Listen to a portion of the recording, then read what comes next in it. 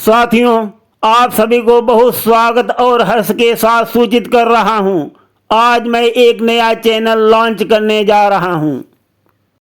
Channel की title है गिरीश कथा संगीत कला और अभिनय होगा प्रेमनगर के मनसुख राजा के मनचले किस्से।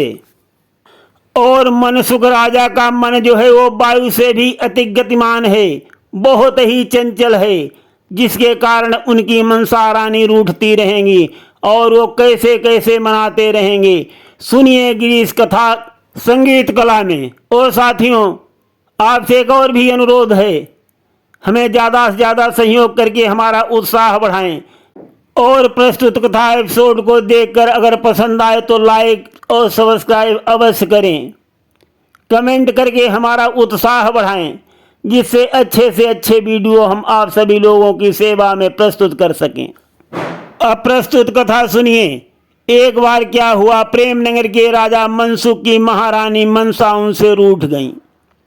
उनके चंचलतापन को देख करके वो उनसे रूठ गईं और घर को छोड़कर बाहर चली गईं और एक पर्वत पर गुफा बना करके रहने लगी। मनसुख महाराज को तसल्ली नहीं हुई और वो अपनी मनसा रानी को मनाने के लिए पर्वत पर पहुंच गए और उन्होंने उनसे आग्रह किया कि महारानी घर में चलिए।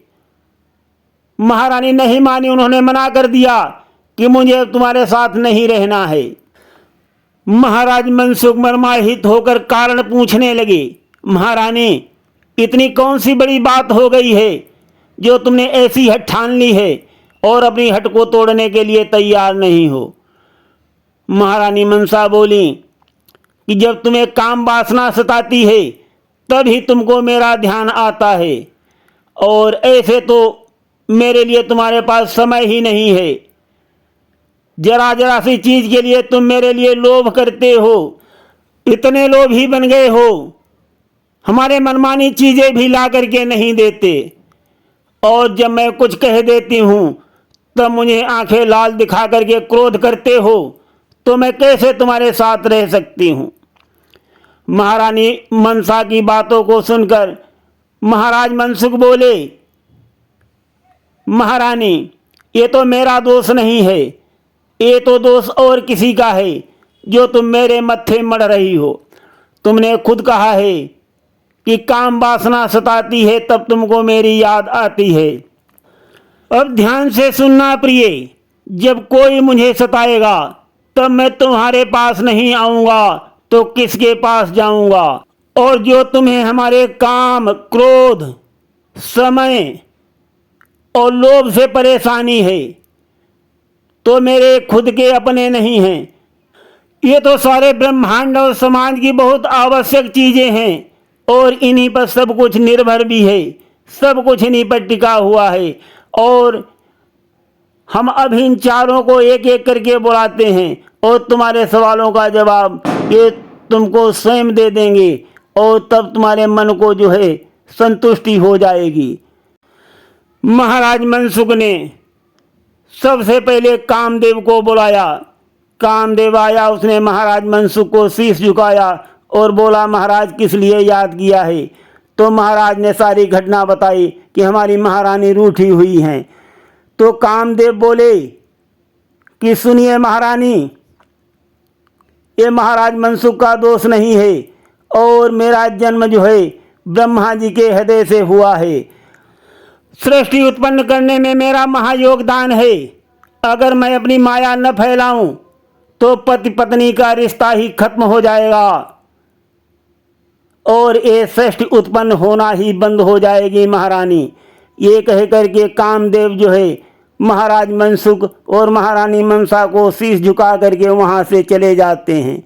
उसके बाद महाराज मनसुख लोभ को बुलाते हैं तो लोभ आता है। महाराज मनसुख और महारानी मनसा को शीश झुका करके पूछता है कि मुझे कैसे याद किया।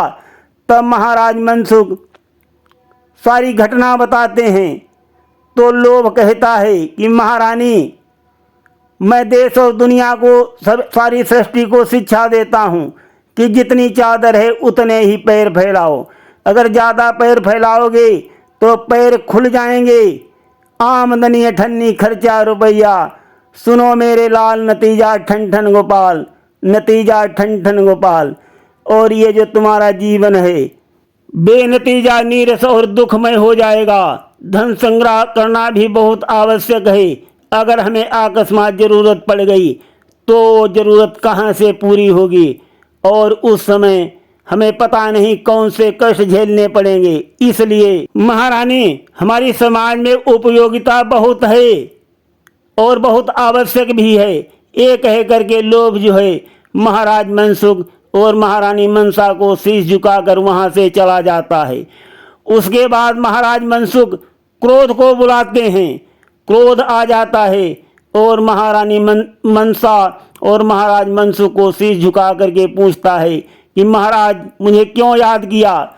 तब महाराज मनसुख सारी घटना बताते हैं। ये सुनकर क्रोध जो है महारानी मनसा को शीश झुका करके बोलता है कि महारानी मेरा उपयोग अवमानना और तिरस्कार में अनिवार्य हो जाता है।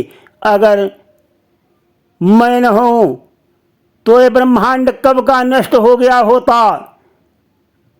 कितने असुरों ने अत्याचार किए।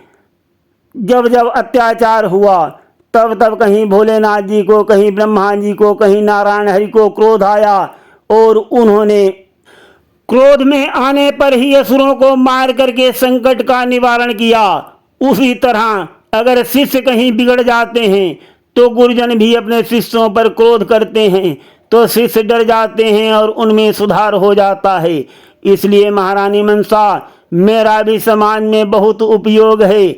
और ये कह करके क्रोध भी महारानी मनसा और महाराज मनसुख को शीश झुका करके वहां से चला गया। उसके बाद बारी आई समय की। समय को महाराज मनसुख ने याद किया तो समय भी आ गया और महाराज मनसुख और महारानी मनसा को शीश झुका करके बोला कि क्यों याद किया है मुझे।